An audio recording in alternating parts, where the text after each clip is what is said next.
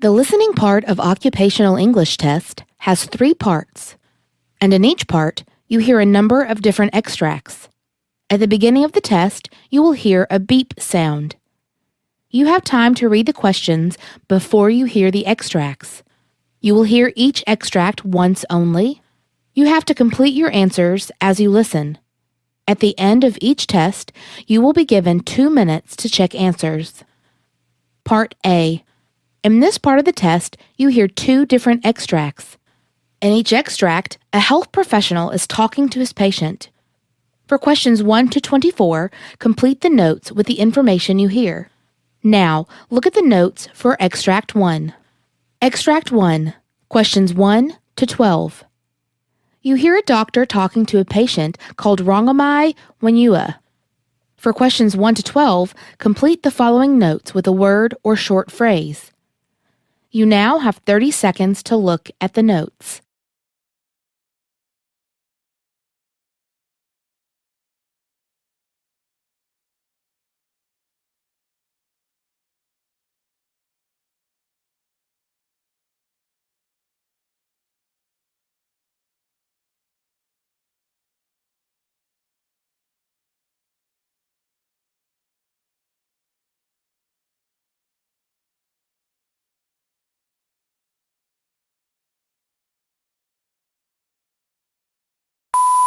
Hello, doctor. Good morning. Good morning. What's your problem? Well, I have a headache and pulsatile tinnitus. For the past 3 months, I've been getting severe headaches, and almost daily. I'm getting pulsations in the head with heartbeat sounds. Exactly at which point of your head do you feel pain? On top of my head. Are you getting nausea or vomiting associated with the headaches? No, doctor. Is there any previous history of headaches? No, doctor, but apart from last 3 months. What's your age? 44, doctor. When I speak on the phone, I get weird sounds in my left ear. I get pulsating sounds only in left ear. When did this problem start, actually? Well, actually, the ear pulsations began following a flight trip to my native place. Is there any drop or change in hearing? No, doctor. But I had dizzy episodes in the past with nausea being imbalanced at times. Is there any change in your vision? No, doctor. Well, do you smoke or drink? I do not consume alcohol, but I used to smoke 1 pack a day, and now I have completely stopped it.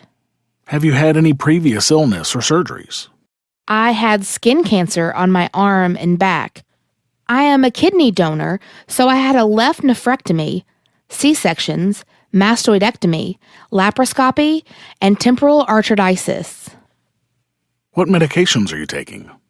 Tylenol, Excedrin, and a multivitamin and probiotic. Are you allergic to any medicine? Yes, to codeine and penicillin. Tell me your family history of illness. Well, my father has a cancer, hypertension, and heart disease. Your physical examination shows your blood pressure at 120/78, pulse 64 and regular, and the temperature is 97.4. Cardiovascular test shows regular heart rate and rhythm without murmur. There is an old mastoidectomy scar on your left ear. Weber exam is midline. Grossly hearing is intact. You have pulsatile tinnitus. Left ear with eustachian tube disorder as the etiology. There's also a possibility of normal pressure hydrocephalus, deviated naval septum, dizziness, probably due to possible Meniere disease. I would recommend you to start a 2-gram less sodium diet.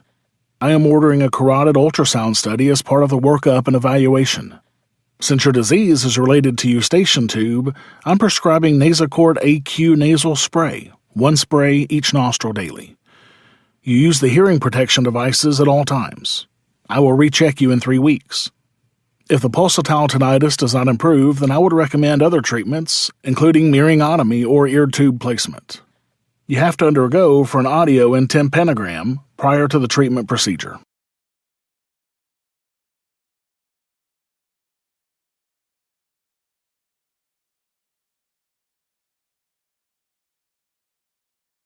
Extract 2, questions 13 to 24. You hear a physician talking to a patient called Sampanguita. For questions 13 to 24, complete the following notes with a word or short phrase. You now have 30 seconds to look at the notes.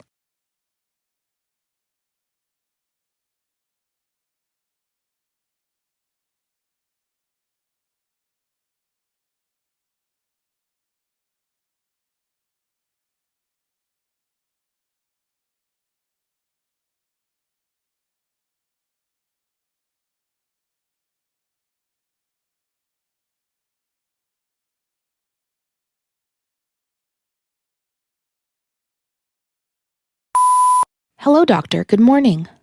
Good morning. What's your problem? Well, doctor, I have itchy red rash on my feet. Okay, what's your age? 21, doctor. Tell me if you have developed any associating symptoms or signs. It is tingling persistently, doctor. Since how long have you had this problem? For the past 4 weeks. Exactly on which part of your foot you are getting this problem? Right great toe, right second toe, right third toe, and right fourth toe. Often the onset of itching starts after removing sweaty socks. Do you drink or smoke? I do not smoke, but I do drink. Have you had any diseases in the past? Well, I had chicken pox and frequent ear infections. You had any surgeries as well? I have surgical ear tubes. Do you take any medications? No, doctor. Are you allergic to any medicine or substances? Well, I get a severe rash when I access adhesive tape. Any of your family members have any history of illness? My paternal grandmother is having cataracts, and my maternal aunt has migraines. Well, your physical examination reports show blood pressure 110/64, respiratory rate is 18, heart rate is 66, and temperature is 98.6. Lower extremities is warm to cool, proximal to distal. The dorsalis pedis artery pulse palpable bilateral. Posterior tibial artery pulse palpable bilateral. No edema observed. Varicosities are not observed. Right great toe, right second toe, right third toe, and right fourth toenail show erythema and scaling. Muscle strength is 5 out of 5 for all groups tested. Muscle tone is normal. Inspection and palpation of bones, joints, and muscles is unremarkable. You have developed tinea pedis, a fungal culture of skin from right toes. KOH test shows no visible microbes. I am prescribing Lotrimin AF 1% cream to apply 4 times a day, and Griseofulvin 250 milligrams PO once in 8 hours for 4 weeks.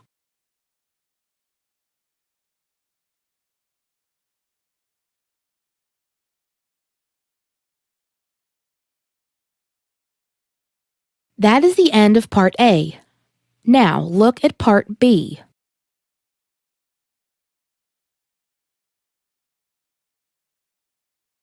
Part B. In this part of the test, you will hear 6 different extracts. In each extract, you'll hear people talking in a different healthcare environment.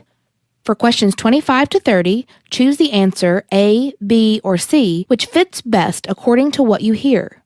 You will have time to read each question before you listen to the audio. Complete the answers as you listen to the audio. Now, look at question 25. You hear a discussion about different types of kidney cancers. Now, read the question.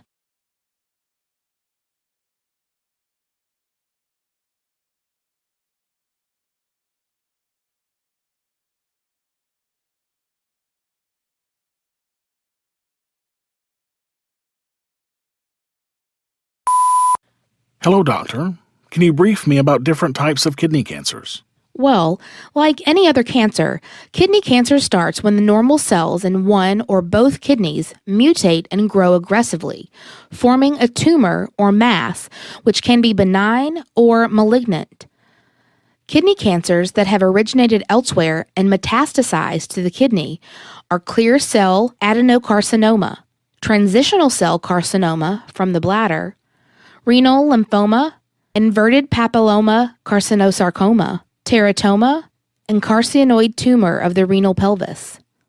Renal cell carcinoma is the most common type of kidney cancer that accounts for 80 to 85% of all cases. This develops within the microscopic filtering systems of the kidney. which are the tiny tubes that carry the urine to formation. Transitional cell carcinoma, also known as urothelial carcinoma, usually begins in the area where urine collects before moving to the bladder. Pathologically, this cancer is similar to bladder cancer and is treated like bladder cancer. Kidney sarcoma is a rare form of kidney cancer that is usually treated with surgery and chemotherapy. Sarcomas may be large and usually does not spread. Wilms tumor is a common type of kidney cancer that occurs among children and is treated differently than kidney cancers in adults. Common treatments for Wilms tumors are radiation therapy and chemotherapy. Squamous cell carcinoma, juxtaglomerular cell tumor, or rananoma, Bellini duct carcinoma, mesoblastic nephroma, mixed epithelial stromal tumors, or other types of kidney cancers.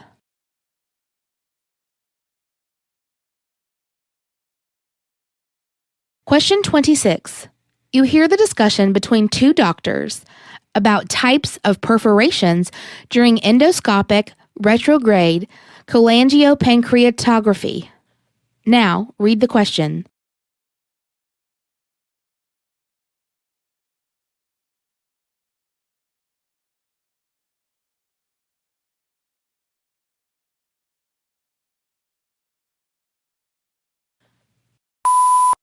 Doctor, can you explain the types of perforations during endoscopic retrograde cholangiopancreatography? Well, although perforation is an unusual complication of endoscopic retrograde cholangiopancreatography, the diseases of the duodenum and common bile duct can increase the risk of perforation during endoscopic retrograde cholangiopancreatography. There are 4 types of perforations during endoscopic retrograde cholangiopancreatography based on etiology and site of perforation. Type 1 is perforation of the lateral or medial duodenal wall caused due to excessive pressure from the endoscope or its acute angulation. Type 2 perforation is periampullary injury, often associated with sphincterotomy or difficulty accessing the biliary tree. Type 3 perforation is injury to the common bile duct or pancreatic duct caused by instrumentation. Type 4 perforation is the presence of retroperitoneal free air with no evidence of actual perforation. This is usually an incidental finding and is of little or no clinical consequence.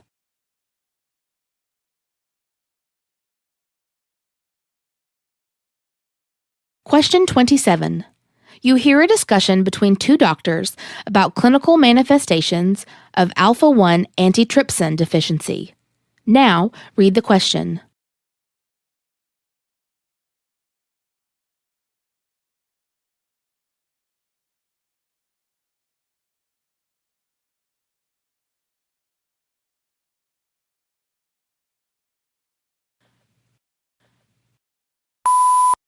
Hello, doctor. What are the clinical manifestations of alpha-1 antitrypsin deficiency? Well, alpha-1 antitrypsin deficiency is associated with 2 major clinical manifestations. Emphysema, resulting from the loss of the proteolytic protection of the lung by alpha-1 antitrypsin, a toxic loss of function. Other clinical manifestations of alpha-1 antitrypsin deficiency include pancreatitis and an association with cytoplasmic antineutrophil, cytoplasmic antibody positive vasculitis.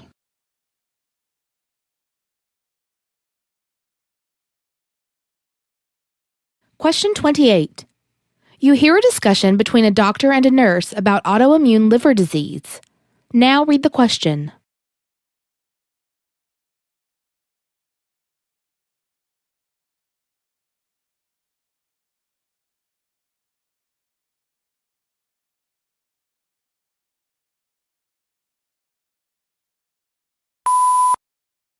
Hello, doctor.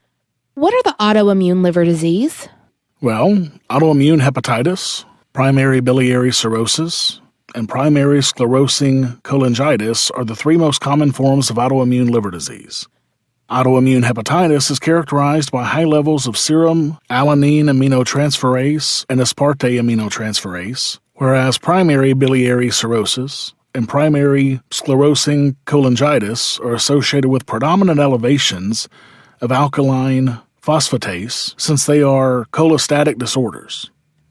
Primary biliary cirrhosis and autoimmune hepatitis are associated with autoantibodies in the serum, such as anti-nuclear antibody, smooth muscle antibody, and anti-mitochondrial antibody. Primary sclerosing cholangitis usually affects the extrahepatic biliary system. Thus, if it is present, abnormalities can be seen on imaging.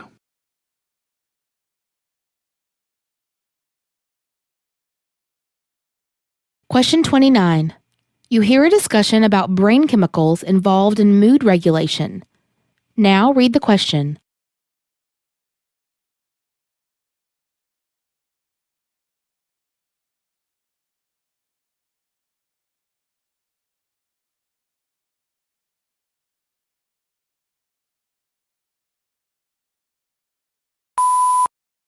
Hello, doctor. What are the brain chemicals involved in mood regulation?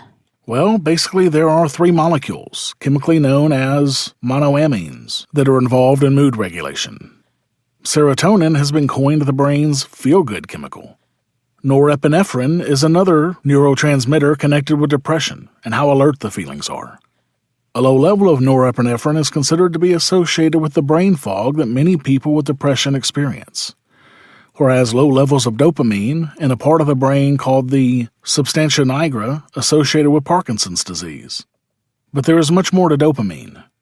In the frontal lobes of the brain, it is associated with complex thinking and problem solving. In fact, it is considered that the stimulatory effects of chemicals such as nicotine and cocaine are related to their effects on the dopamine-mediated reward centers in the brain.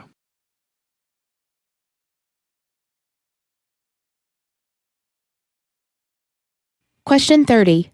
You hear a discussion about different types of gastric juices. Now read the question.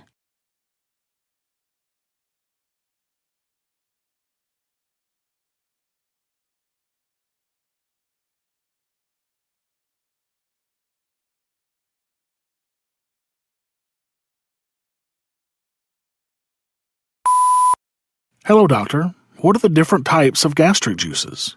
Well, the food we swallow mixes with gastric juices secreted by special glands in the lining of the stomach. They include the cardiac glands at the top part of the stomach, the oxyntic glands in the main part of the stomach, and the pyloric glands in the antrum or lowest part of the stomach. Therefore, each of the glands contains cells that produce specific components that are called the gastric juices. Neck cells produce bicarbonate and mucus. Parietal cells generate hydrochloric acid. Chief cells produce pepsinogen, and enteroendocrine cells generate various hormones. Hydrochloric acid is a strong acid secreted by the parietal cells, and it lowers the pH level of the stomach to around 2. Hydrochloric acid converts pepsinogen into pepsin and breaks various nutrients apart from the food we eat.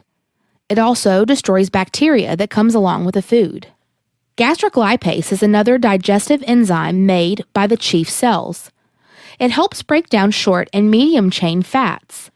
Amylase is also found in gastric juices, but it isn't made by the stomach. This enzyme comes from saliva and travels along the bolus into the stomach. Amylase breaks down carbohydrates, but doesn't have much time to work on the stomach because the acidity stops it. Intrinsic factor is secreted by the parietal cells and is necessary to absorb vitamin B12. This is essential for healthy nervous system function and blood cell production. Finally, the gastric juices contain water and mucus. The mucus is secreted by the neck cells and helps coat and protect the stomach lining from the acid environment.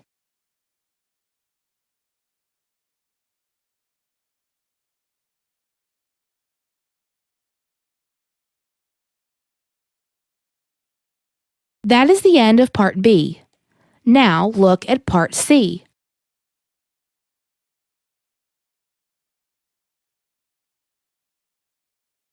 Part C. In this part of the test, you'll hear 2 different extracts. In each extract, you'll hear health professionals talking about specific aspects of their work. For questions 31 to 42, choose the answer A, B, or C, which fits best according to what you hear. Complete the answers as you listen to the audio.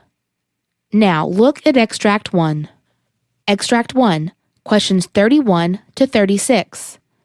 You hear the discussion between a senior doctor and junior doctors on differential blood test. You have 90 seconds to read questions 31 to 36.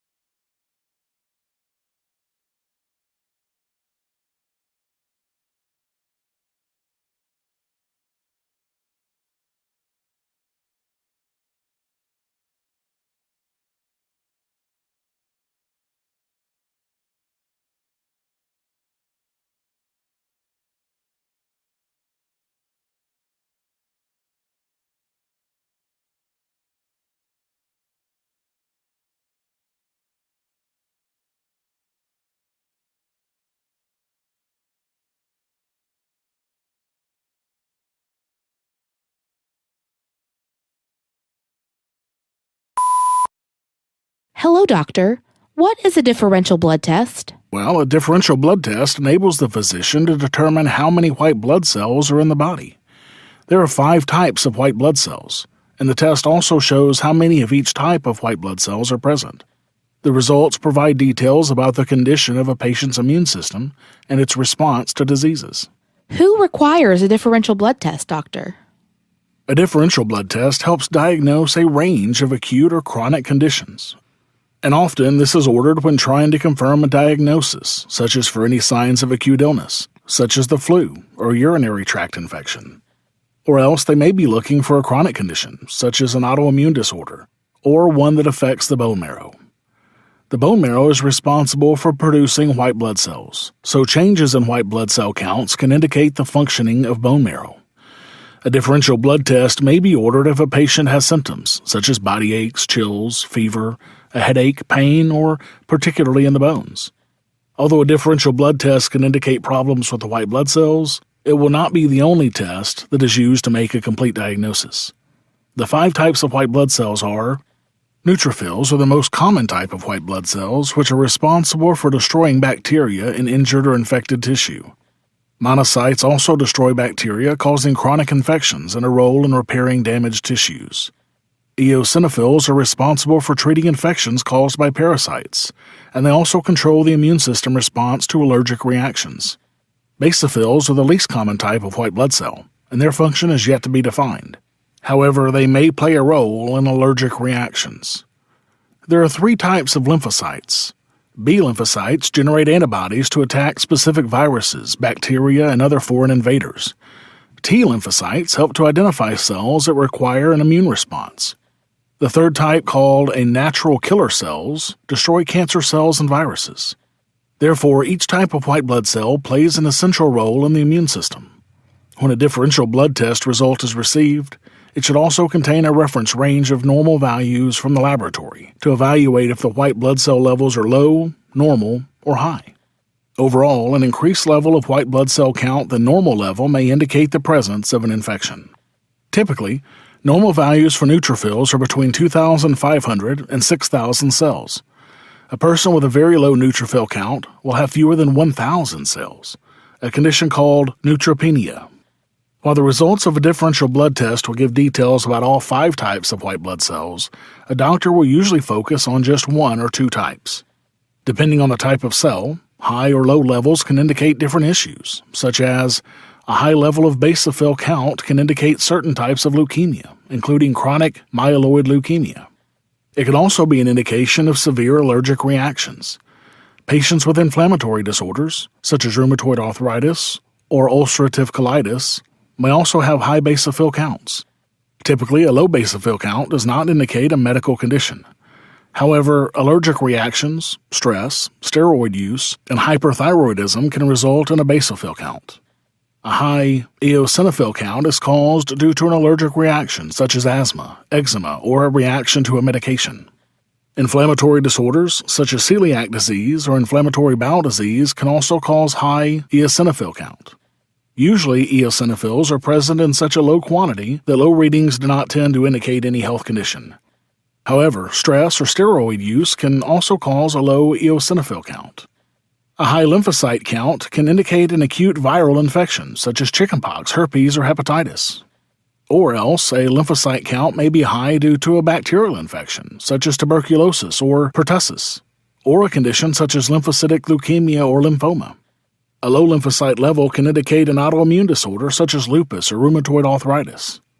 The presence of tuberculosis, HIV, hepatitis, or the flu can also cause a lymphocyte count to be low. A high monocyte count is caused due to chronic infections such as tuberculosis or a fungal infection. The presence of a condition such as endocarditis, inflammatory bowel disease, monocytic leukemia, juvenile myelomonocytic leukemia, scleroderma, or rheumatoid arthritis can also cause a count to be high. Most physicians do not consider a single low monocyte count as significant. However, low monocyte results on several tests can indicate hairy cell leukemia or bone marrow damage. A high level of neutrophil count can be an indication of an acute bacterial infection, inflammation, tissue death, stress on the body, or chronic leukemia. The neutrophil count may also become high when the person is in the last trimester of pregnancy. A neutrophil count may be low after an adverse drug reaction or chemotherapy treatments. Illnesses such as myelodysplastic syndrome, autoimmune disorders, bone marrow cancers, and aplastic anemia can also cause low neutrophil counts. A differential blood test is one of the different lab tests that is used to confirm a diagnosis of an infection or illness.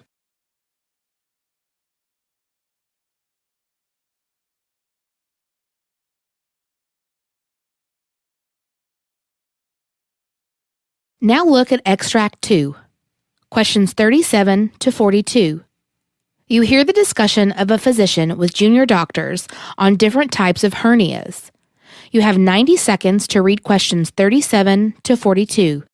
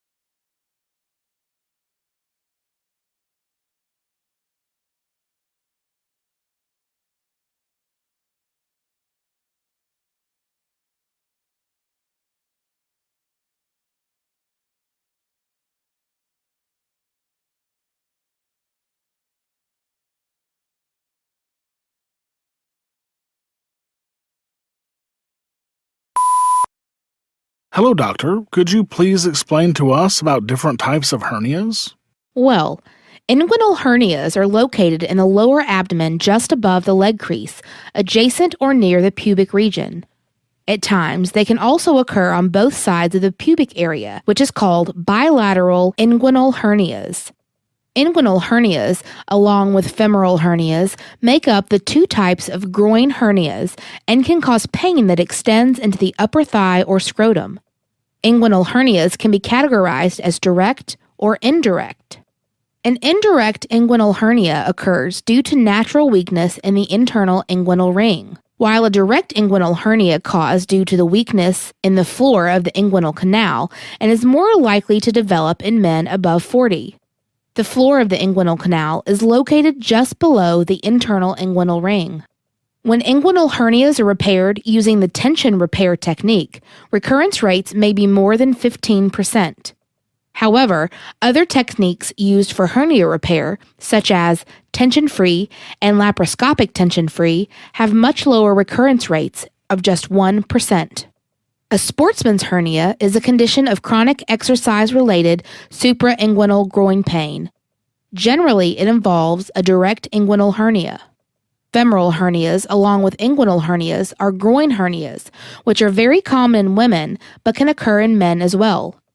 A weakness in the lower groin makes the intestinal sac to drop into the femoral canal, a space near the femoral vein that carries blood from the leg. These hernias are highly prone to develop incarceration or strangulation as an early complication. Incisional hernias appears in the abdomen at the site of a previous surgery that can appear weeks, months, or even years after a surgery and can vary in size from small to very large and complex. Umbilical hernias appear near the belly button or navel due to a common weakness from the blood vessels of the umbilical cord. This may occur in infants at or just after birth and may resolve by 3 or 4 years of age. However, in adults, umbilical hernias will not resolve and may progressively worsen over time. Epigastric hernias are more common in men than women.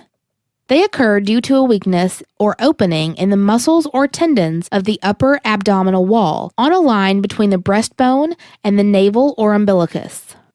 Spigelian hernias, a protrusion of intestine or an empty sac through a weakness between the muscle fibers of the abdominal wall, often on the right-hand side of the abdomen. It becomes impossible to detect because often there is no obvious swelling or lump.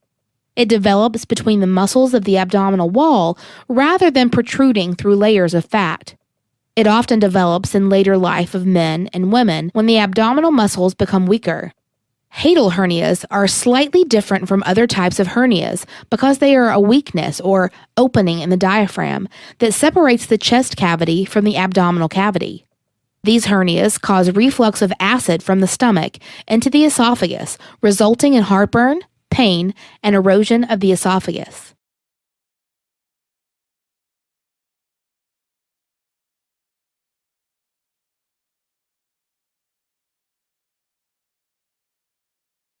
That is the end of Part C. You now have 2 minutes to check your answers.